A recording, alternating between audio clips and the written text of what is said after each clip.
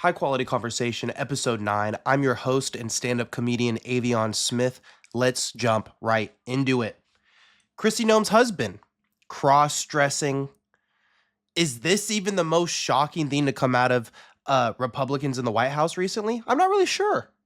We're going to talk about it, though. We're going to talk about it because not only is she fired, but now she had a choice. Is she going to act like this is some embarrassing thing? No, she's going to stand by her man.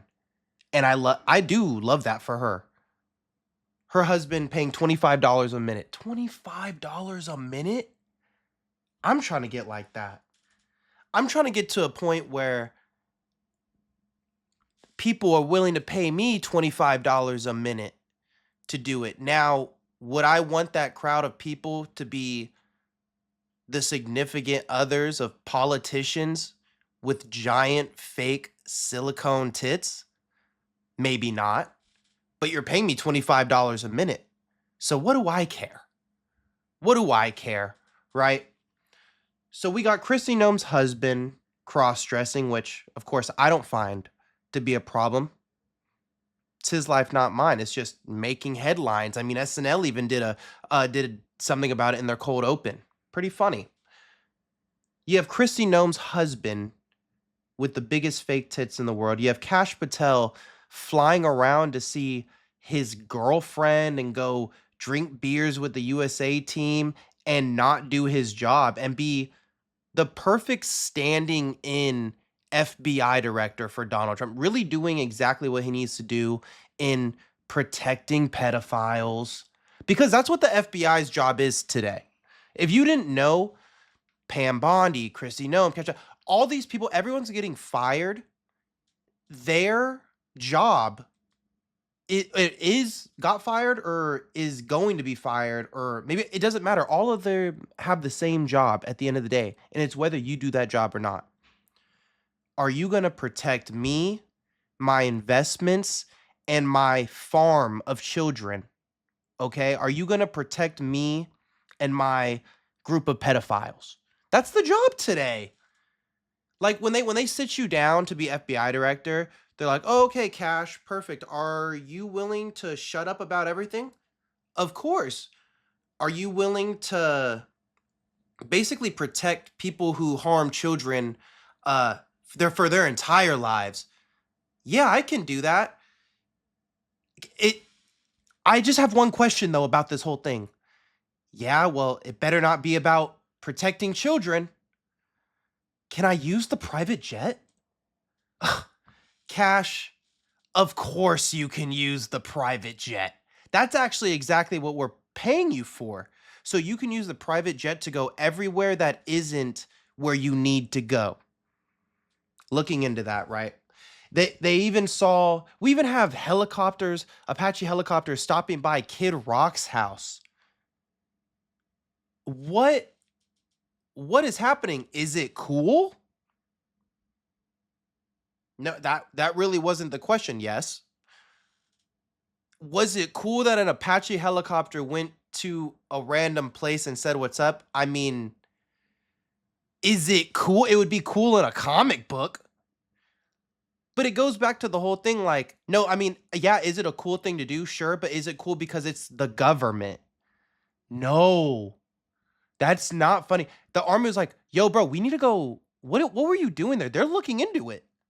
Because this, in the same sense that the president being funny, the president's not supposed to be funny, and Apache helicopters aren't supposed to be funny either. They're supposed to be cool at most. Cool at most. Sick as fuck. The Apache helicopters are sick as fuck. But now that they're stopping by Kid Rock's house, they're stopping by anybody's house. Last thing I heard of Kid Rock, he's performing at Republican music festivals or what, at halftime shows, and shooting up Bud Light with a submachine gun. He has a bunch of money, bro. He's a loser. He's crazy. So visiting him? Oh yeah, that call an investigation too. Not only on what are you doing with this government kill machine, But why are you visiting a loser? I would actually say that would be a bigger cause for dishonorable discharge and sending him to the brig, right? I that's personally what I would do. James Fishback out of Florida. He's actually running for Congress in Florida. And one of his major points is I think we should hang all people who were involved in the case. The funniest part about James Fishback is he is a pedophile. He has slept with an underage girl. And a citizen decided to bring that up. A citizen decided to bring that up to him and walked up to him and said, "Yo, man, can you stop fucking underage girls or no? Like you should can you stop doing that?" And then he looked at this black man in the face and said, "You should be lynched for those comments." Oh. This is what we're talking about when we say people are getting really bold with what they're saying, because the word lynch even coming out to me is a proper buzzword. Like everyone makes everything weird. Everyone has different buzzwords, right? Like some people overdo it completely. Like I remember I was at work one time and I said the word transition because I was watching a fucking basketball game and someone's like, "What are you guys talking about?" And I said transition defense. Calm down. Calm down. I didn't say any, right? That's what I'm saying. But the word lynch to me is a funny one because what other context is there? Like I hear that, like I'm sitting there, and then if I was at a dinner table and then behind me someone said, "Yeah, those people need to be lynched for that." I would need, bro, the only way I could ever see it being funny is if this joke goes crazy or a black person said it. That's the only way. But when you turn left and then you realize this is a guy running for office in Florida, you're like, "Oh, holy shit.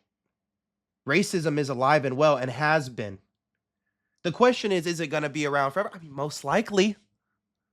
Most likely.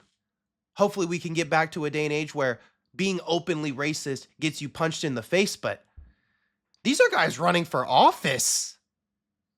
Interesting to me. Interesting to me, Lynch.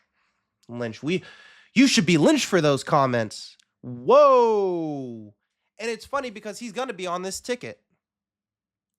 I would hope that this man is going nowhere near winning, but would I be surprised if James Fishback got a bunch of people supporting him and defending him? No, because they are. These people exist. They'll be there like, "Oh, well, you're taking his words out of context. In fact, he wants to lynch all of the people in the Epstein files." Why the fuck is lynch your word? Lynch. Bro, don't be walking 2026, don't tell me that lynch is in your vocabulary. You must think I'm a fucking idiot.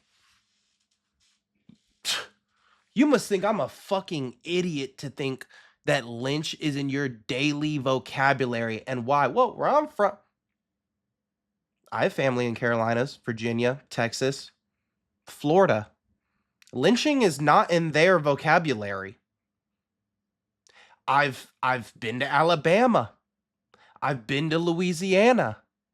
Lynching is not in their vocabulary. I don't know who the fuck raised this guy, but they were racist. And he is proudly racist too. Republicans, gotta love them. Republicans that back Trump, gotta love them. My assumption is too, all these people at some point in time, because the next cool thing to do, Marjorie Taylor Greene is a good example, but the next cool thing to do is denounce Trump. Because after you get treated like Kristi Noem and Pam Bondi, they got their photos thrown straight in the fucking trash. You're fired. One thing he is good at. I had a whole show about it. There's a 180 that's going to happen. And my thing with Kristi Noem, Pam Bondi, Marjorie Taylor Greene, the funniest thing is once you get treated, once you see how they really see you, because for a long time, what did you think? Huh? What do you think? Oh, I'm not the women that they're talking about. The ones that they can just take advantage of and grab by the pussy. The ones who think that it'd probably be pretty funny if we couldn't vote anymore. The ones who they want us to basically shut up about everything that happened within the government and Epstein and the ties he has to so many people and all that stuff. The moment you get treated exactly how they see you, there's a 180. And it's very common because sometimes when you get treated exactly like that, if we're lucky, you wake up in some sort of way. Marjorie Taylor Greene did to some extent. Kristi Noem and Pam Bondi, are they? Who knows? Who knows? Because I said sometimes. It's really hopeful for you to think that every single time it would be great if that would happen. It would be great if when you had that moment of clarity, it would hit everyone the same and you'd realize, oh my God, they've hated me this entire time. They don't give a fuck about me. I am a literal joke. And now the thing with her husband too, joke, bro, joke. The same thing happened to Hispanics and Black people that voted for Donald Trump. At some point in time, some of those people got treated exactly how they saw it. Hispanics, Mexicans getting deported, like, oh no, I voted for Trump. I'm one of the. Whatever you say, bro. Whatever you say, bro. And anything that just lets you put your brain off and just support something because you can't support yourself, and it's too hard apparently for you to support everyone being able to do whatever the fuck they want. I guess so, B. I guess so. And that's why I have a hard time with people who are so religious forward, put their religion above all. I can understand God first. I grew up in a very much a God first household, but not the way you guys are. I put it in terms of, I'll put it like this: going to church on Sundays. When that stopped, I moved to Japan. We didn't really find a consistent church that we found to be good. So what we had to do was keep our own faith for a while. And by the time we got back to the United States 6 years later, we didn't really find ourselves going to church very often, but we still had a very strong connection to God. I feel like my time overseas did an amazing thing for me as a young person. My parents were both fairly young too, in their mid-20s to late 20s. They found strength in themselves whilst also having their own relationship with God. They fight their own, they fight their battles. They go through hardships. We meet a bunch of different people. And then you come to realize, you grow up, because I grew up in Asia. Christianity is present, but there's also Buddhism, Hinduism. You end up going to different places and meeting a lot of different people from different states too in the military, and they all live together as one, having this common understanding, right? And I can understand if someone's hearing this and going, oh, well, the military is exactly what you would think it is. Let's really be real. It's like any school. And in all honesty, is everyone an asshole? No, not really. Are they representative of their area? Yeah. In the same way the military is a representation of whatever the government is, right? Today, today, Japan only has an army to defend themselves. And a lot of people would say that is perfect. You should only have an army to defend yourself. I think if we had the proper people on top, I mean, let's just really be honest. America is a militaristic country. That is our power. It is our military, the US dollar, our investments overseas, oil, all that stuff. It's been the same cycle over and over and over again. The point I'm trying to make is I find it very funny that the moment someone mentions the big J dog, Jesus, blind. You just turn a blind eye to everything. It allows you to not look at all the hardships in your life. It allows you to kind of ignore and make you feel like you're around people that are proving the world wrong, but in all reality, you're doing what might have happened and did happen to a lot of people that stayed in their same place the entire time, their whole lives. I don't think it's surprising that I had a friend go hard right that was black. I don't find it surprising that I have a friend that is so deep, like so deep in the hard right and MAGA as an African American, and then the next thing you ask him, he'll just be like, "Well, that's just not how God wants." And then I'm just like, "Oh, okay." That's what I'm saying. It makes it so easy for you to be blind to these people around you don't fucking like you, bro. They don't. They don't. I met a lot of these people. I'm not necessarily I don't necessarily think on equal terms as them, but it's funny how obvious it can be. Oh, yo, come meet these people. They're really cool. 3 hours in, I'm sitting here like, you think these people are cool? The only thing I've gotten out of this is that they're the most judgmental people I've ever met in my life. No internal dialogue going on, no looking inward, and they definitely don't like me and you. I mean, me and yous, they might like specifically you, I guess, but they definitely don't like me. And why the fuck are they blacked out? If their morals are so strong, why the fuck are they blacked out drunk yelling slurs? That's a one and done for me. I'm like a 5-star athlete with that, bro. I'm a 5-star athlete with weirdos. You do some shit like that, one and done. Take me to the league. Take me to the big leagues because I'm done with this. No NIL is worth it. No, there ain't no how she look, no bad bitch worth being around people. No money is worth being around people that fucking hate you. And at some point, you're gonna realize they do. It's insane. So I'm just assuming Kristi Noem and Pam Bondi, along with a lot of these other people, even a guy like Cash Patel. I honest to God wonder what people say about Cash Patel when he leaves the room. If there is a group of people that are dogged on in that room, in those kind of rooms where Cash Patel is in, where the US hockey team is, where Trump is, there's groups of people that are getting dogged, bro. Cash Patel? Bro, this is their reaction to hearing Cash Patel like, "Oh, he's the perfect guy. We're just going to make fun of this guy all day." Bro, LGBTQ, women, African Americans, Indians. Bro, those are like top 5 hated on groups in that kind of room. You know what I mean? That just is what it is. Next up, Tiger Woods is doing hard drugs again. And this this guy's an American hero. Let's really break it down, right? This guy's an American hero. He kept this all under wraps for a very long time in his life. Curtain comes undone a couple, maybe 2007, that the first time he gets pulled over.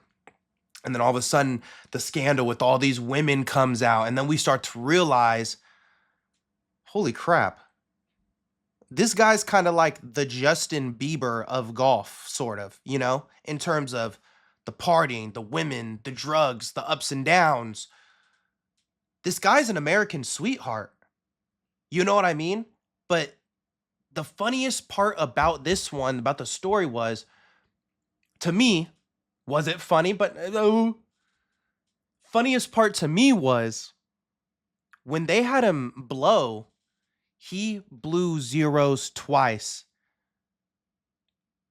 He's popping perks, oxys, hydros again. The car on its side, him screaming in the back of the car, knowing that it's over, knowing that he's already gotten a DUI for hydros once. And the first thing this motherfucker's team does is go, yo, we don't believe he can, because he's so big, because because it's Tiger Woods, we don't think he can get the proper treatment because of all the publicity and all this stuff going on. I think he has to go overseas. Tiger Woods, fuck you. Tiger Woods, you think you're slick. You are low key. You think you're slick. But doing hard drugs off hydros, pushing the speed limit in a suburban community, in your own community where there is this white community, he's going to get off, bro. But letting him leave the country? Oh, no, you can get your medicals here, bro. You can get your medicals here. He's a fucking drug addict. What can I say? The sooner you start treating these people and saying it out loud and do it, you're going to feel more comfortable with it. It was hilarious. I saw this. I don't keep up with Barstool Sports. So I just saw it because I liked a couple of Tiger Woods things. Someone from Barstool Sports apparently on this like golf show texted a group chat talking about, we're not talking about Tiger. What the fuck are you? Who the fuck is we? Talking about we're not talking about Tiger Woods, drug addict driving under the influence, amazing golfer. The best golfer to ever do it. He's a fucking drug addict. He's been a drug addict since like 2010. Maybe even longer. Probably longer. I know he's been a drug addict since 2017. I know that. And me and my friends have been cracking jokes about pills being around Tiger Woods for years. Probably since 2017 when I was a senior in high school. We've probably been popping jokes like that since it happened. He's popping perks, we're popping jokes. I remember Sausage Party came out and I said, bro, they need to make a movie like Sausage Party, but instead of it being humans eating food and the food coming alive, it needs to be drug addicts doing drugs and the drugs coming alive. Bro, imagine Tiger Woods. That would be, imagine a Percocet running from Tiger Woods, a Hydro, an Oxy, all of them.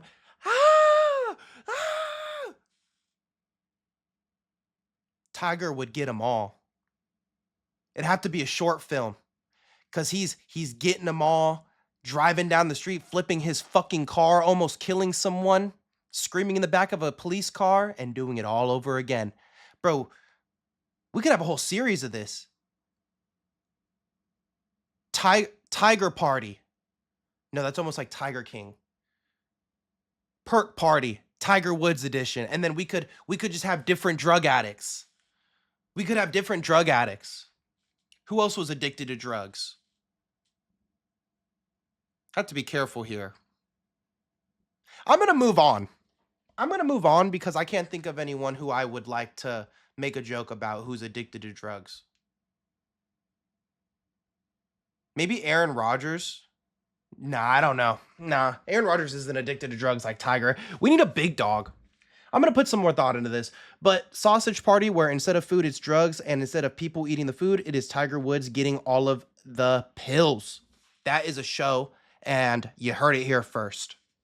Next topic. Trump doubling, tripling, quadrupling down on Iran. He said, if we don't get back to the table, we're going to turn your whole fucking country to glass. How about that? And in retaliation, they said, if you do that, we're going to attack big tech. Now, they came out today because they gave them until today, April 6th, and said, look, at any given time, we can destroy your whole fucking army tomorrow, destroy all your infrastructure, because they didn't want to come back to the table and talk a ceasefire. They want to end this war. But of course, ending the war would mean we're not there anymore. And that is not happening. We're there. We're going. Because our father, our free healthcare father, Israel, is involved. And we need that oil too. It's funny. He pulled down the curtain a little bit too. He said, now I know a lot of people are going to hate to hear this, but one, we don't want to end the war. We said a ceasefire, but we know what a ceasefire means. Ceasefire means y'all stop shooting. Iran stop shooting, stop defending yourselves, right? Don't do anything. And we're going to keep shooting. Brrr, we're going to keep shooting. That's what a ceasefire means in this situation. And he also said that he wants Iranian oil. I want it. Okay? Okay, guys. I know you guys, literally, this is what it, I know the public are like, I know you're not going to like what I'm going to say right now, but I'm pulling back the curtain. I'm telling you, this is all about oil. I know you guys know it's all about oil. Stop acting like you don't know it's about oil, guys. I need that oil. I need it. Iran attempted to come to the table and said, look, we don't want a ceasefire. We want y'all to get the fuck out of here. And we want to settle this and create borders and do the whole thing. And you know what they said? No, and if you don't figure it out today, we're going to unleash hell. That's what Trump said. Not me. He's going to unleash hell. That's good. That's really, really good. Oh, and another thing. People were mentioning war crimes. People were mentioning if you attack the things that you said, civilian infrastructure, him and Pete Hegseth basically said, no, that's not real. War crimes? No, see, but here's the thing. They don't really apply right now the way you're saying they apply because this is a different kind of war we're doing. So normal war crimes and being held accountable like a normal person don't apply. Notice how that's the thing with everything. Notice how that's literally how it is with every single part of what they talk about. Oh, no. I know you're saying it's exactly like this, like how it's been a handful of times beforehand, but that's actually not how it is. So I shouldn't be held accountable like that. Okay, war crimes are AI. War crimes are AI. Targeting civilian infrastructure is what Jesus wants because I prayed on it. And trans people need to be banned from libraries. That's a couple of things you're going to get out of these people that I know that I can trust. I can trust that I'm not going to see a trans person reading a book to children in a library. I can definitely tell you that no one is going to be held for war crimes because war crimes are for losers. And every one of you, if you don't get in tune with AI, we're just going to melt you down and use you to cool down servers. That's the only thing I know. And working at Jack in a Box as a cook, those are the only options you're going to have if you don't accept these laws. War crimes. How about war laws? Kill civilians, lie to your people, kill your people, have all the housing and gas go up the entire time because you're the only person benefiting from it. That's a John Cena can't see me right there. Just give you a 5 up, 5 down. My guess, World War III. My guess, we're going to get more active. My guess is we are going to, whether it be ships, troops on the ground, whether it be sending warheads to certain places, they've already used the excuse of China and Russia supporting Iran because that's what you do. You choose sides, and we chose up fucking 1945 or 37 or whatever it was. We chose up closing on 100 years ago. We chose up free healthcare. Fuck them. Republican representative of Tennessee, Tim Burkett, says the world would unglue if the government revealed details about aliens. Same stuff he's been briefed on would keep you up at night. Well, a lot of people are staying up at night already through the night in Iran. Right. So, I mean, why not entertain them? Why not entertain us? Aliens are... Bro, it's funny because we just skipped over the aliens are real part. Because here's the thing. If you didn't believe in aliens, if you didn't believe to an extent that we could fall under the word alien, just because our world happened, I don't see how that is not an obvious sign that there's other life out there. Come on. I think that's a brain dead take if you think we are the only people out there. It really explains why you think you're so special. I'm just saying, I don't think it would keep me up at night because we skipped over them existing. Because if you're a smart person, existing was the bare minimum because we exist. This is where it gets interesting to me. They could be they're talking about, oh, release all information, release all files, release all things. They better not release no videos. If they released a video of aliens and humans and some hybrids getting it on, like it was that chamber in True Blood under the ground, like 1,000 feet underground, where they were making vampires hook up. No, no, I would just be disgusted. Keep me up at night. I would just be like, this is up there. This is. I don't know what laws would be broken in terms of watching aliens, but is this not considered bestiality? And I thought that was illegal in most states. I'm almost positive there has to be a couple of states where they're like, meh. Apparently, this guy Tim has been briefed by everybody and their mom, every agency with a letter in it. And although he's saying that these stories, these briefings, this information, government information, alien.gov, he's still wanting us to know about it. I believe the whole desensitizing thing, World War III, everything coming to light, the Great Awakening, the great information dump, really what this could be. This is, honestly, the world is kind of IG dumping right now. It's like, yo, past like 50 years, it's like, yo, here's a bunch of truth bombs. Here's the truth carousel. I heard this is really good for engagement.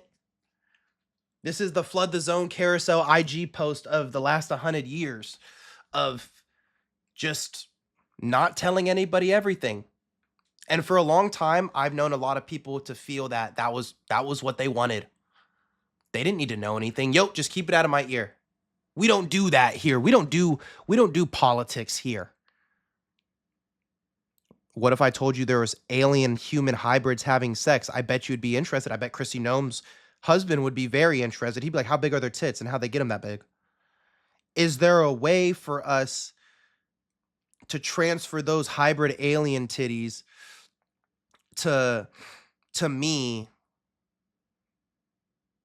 And what's the best product? Who's the baddest bitch? Alien mom, black father? That'd be undefeated light skin. Or I don't even know what skin. I don't even know what color skin they might have. Who knows? Who knows? Matt Gaetz, Florida congressman, also said that he's heard about hybrid breeding programs. This is where I kind of take a step back. I'm like, Matt Gaetz. And then you read about it, then you're like, oh, okay, nothing has been confirmed, all this stuff, but he plans on whatever. I guess JD Vance plans on visiting because he's obsessed with all of this alien stuff too. He wrote a story about cousin fucking in the Appalachian Mountains to get into the White House just so he could study this obsession he has with aliens. And now he says they could even just be demons, but I'm gonna find out. That's why I was sent here on this earth, okay? To deport Mexicans and keep them in $50 billion ICE facilities, start World War III, and unleash the information about aliens, y'all. Aliens. And aliens are just demons. God be with us. God be with us. Powerball winner, $167 million, gets arrested. Third time since winning. He's been arrested 3 times since he won $167 million.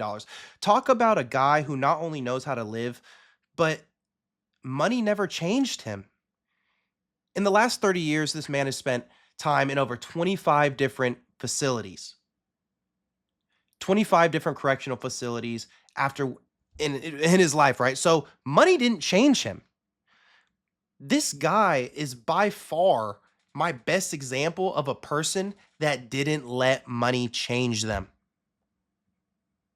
Are y'all hearing me? $167 million and he robbed a dude's house for 12 G's.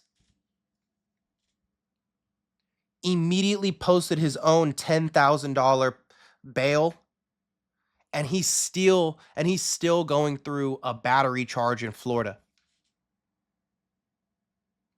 Money never changed this guy. Money made him more of who he was. It quadrupled down with him. Cuz money changes a lot of people, bro. Money makes people do crazy things.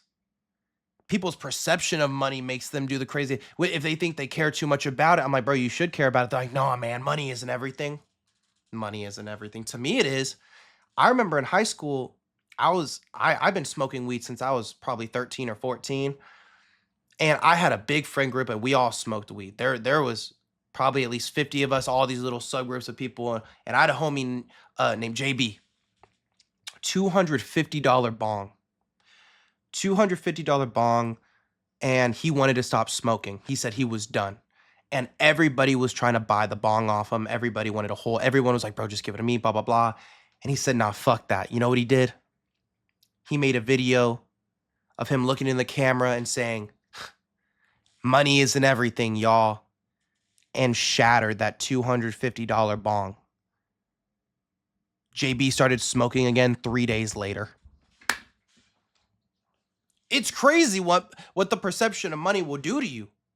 It'll make you break a $250 bong and then realize you're 16 and having weed withdrawals, and then you're gonna start smoking. And not this man, not this Powerball winner.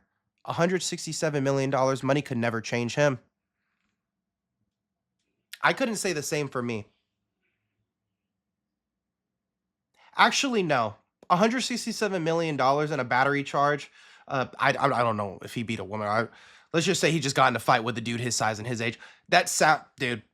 What'd you say? 167 million. I'll post my own bail. Nah, probably not. Probably not.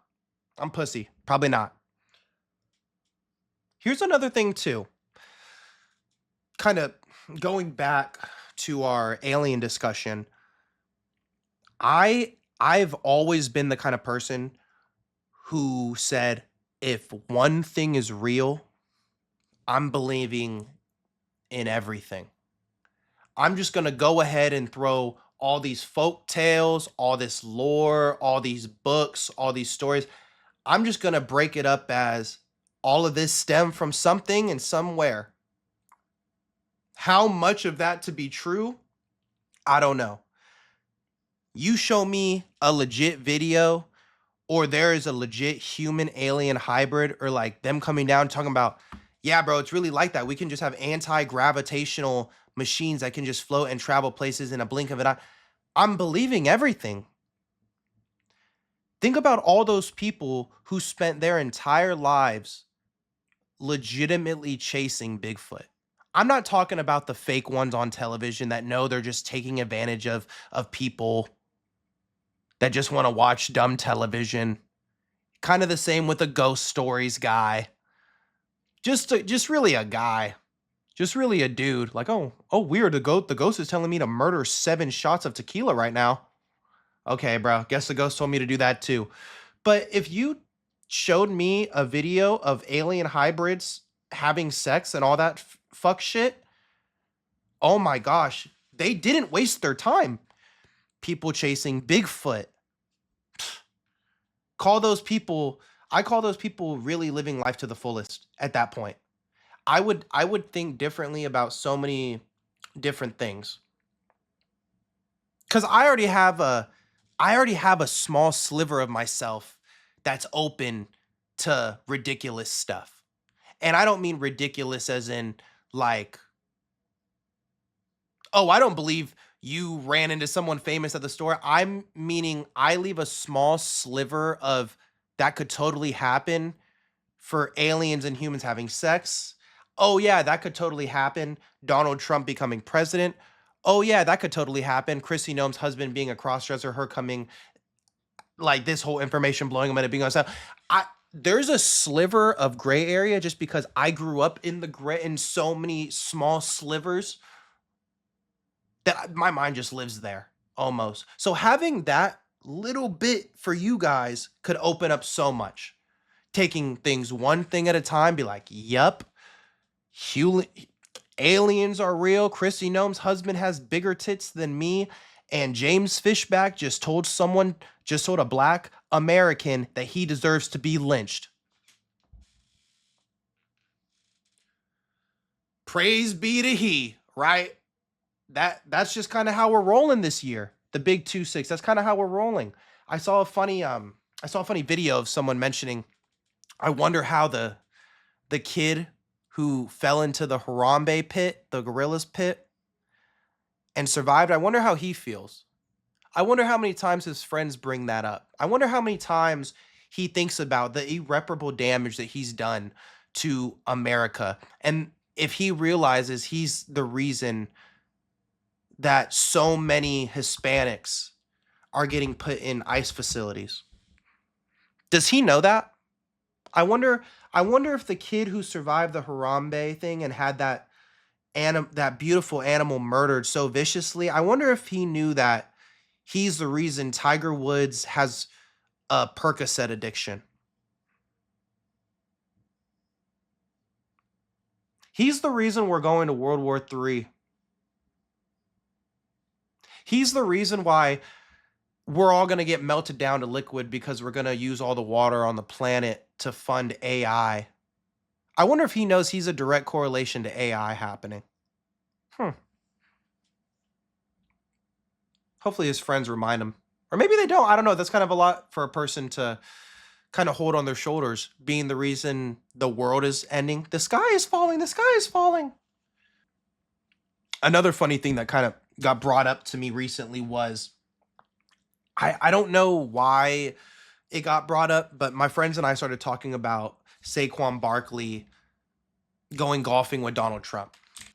The subject of Saquon Barkley going golfing and visiting the White House alone on his own little personal tour with Donald Trump. Now, of course it makes sense why he would get backlash. Has he looked himself in the mirror recently? I get it, the obvious.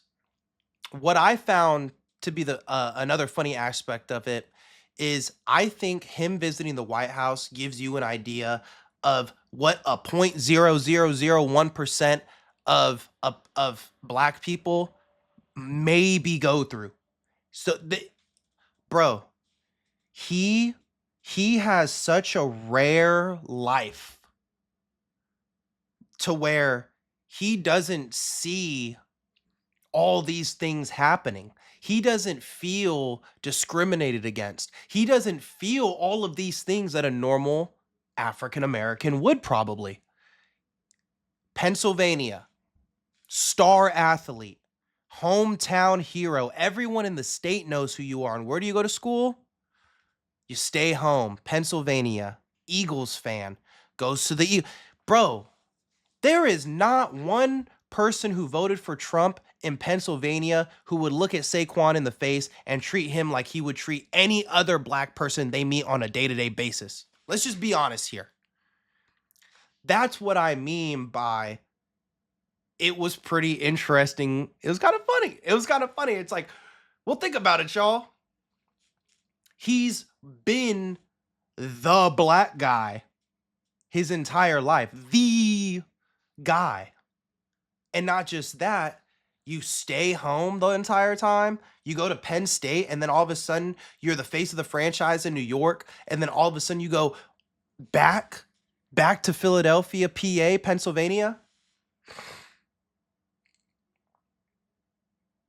It makes sense why he would wonder why people are mad at him. He goes, "What are you guys saying?"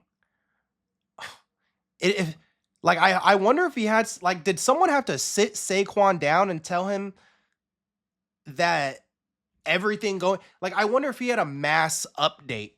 Because I could totally see star athletes not having any sort of situation and mind to and whatnot of what's going on. $100 million player, hometown hero, white people love you.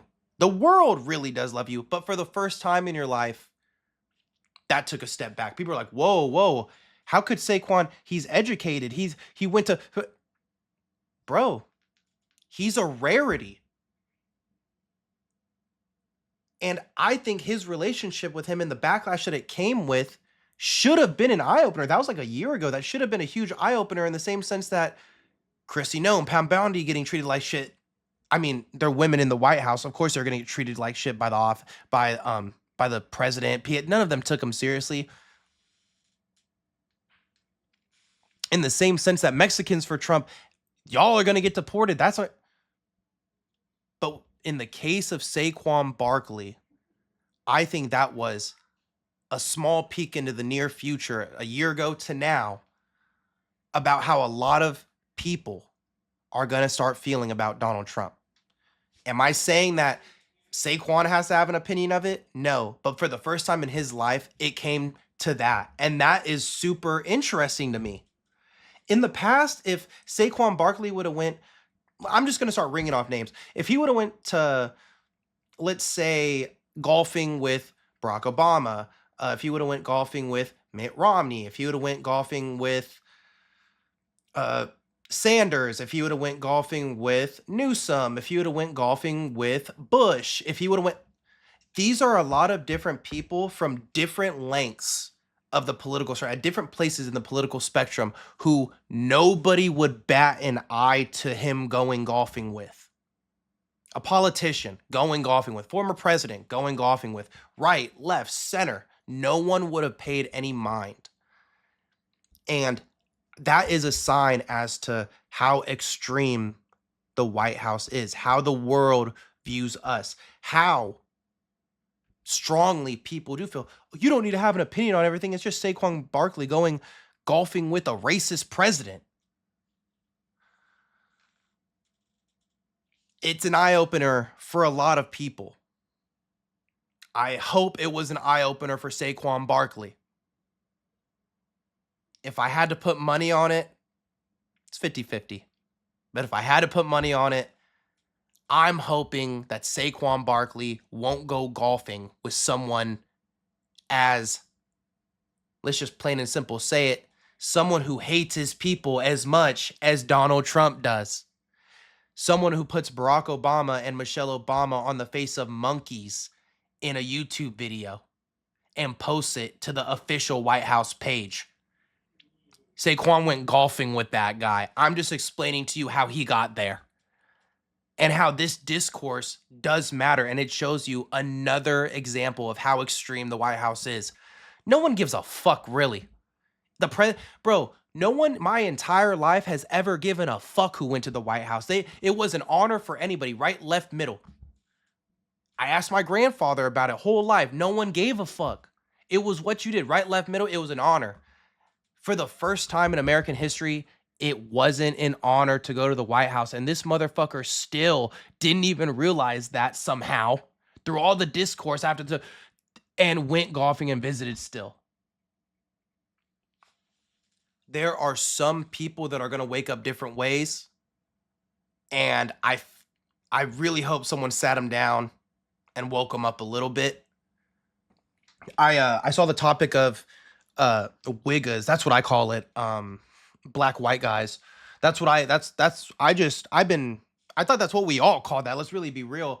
I've been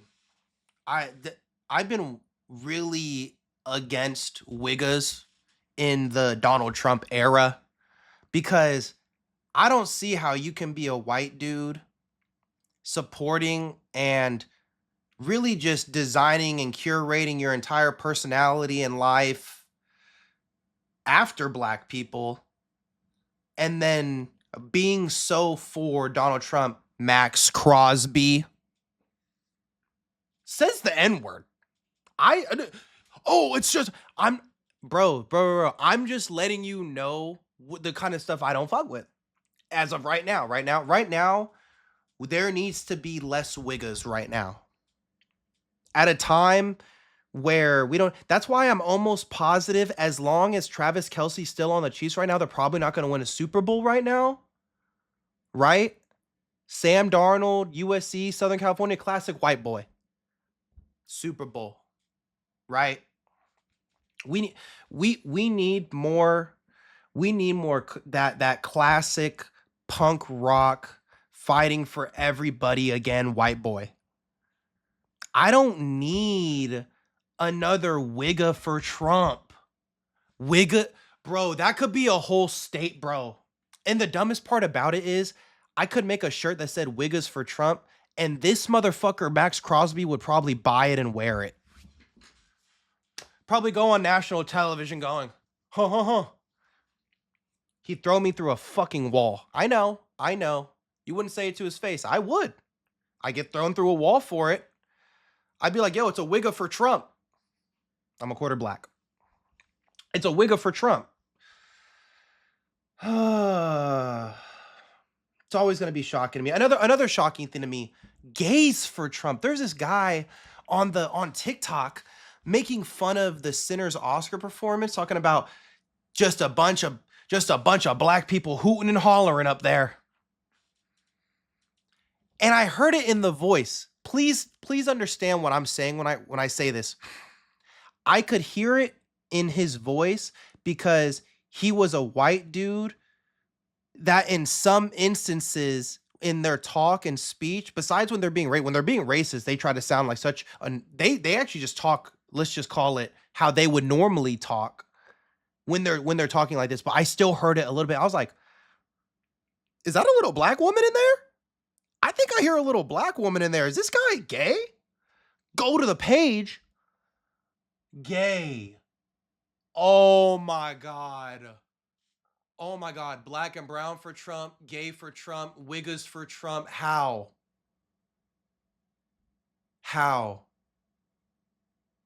That's like K-pop for Trump.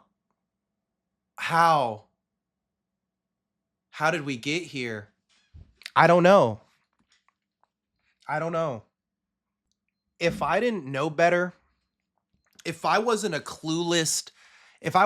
clueless, stupid fucking idiot, I would be shocked by all of this stuff. Because, you just heard me. I said, how?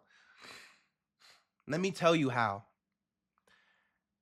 People will do anything to avoid everything, including buying into something that fucking hates them because it's easier than standing up for themselves.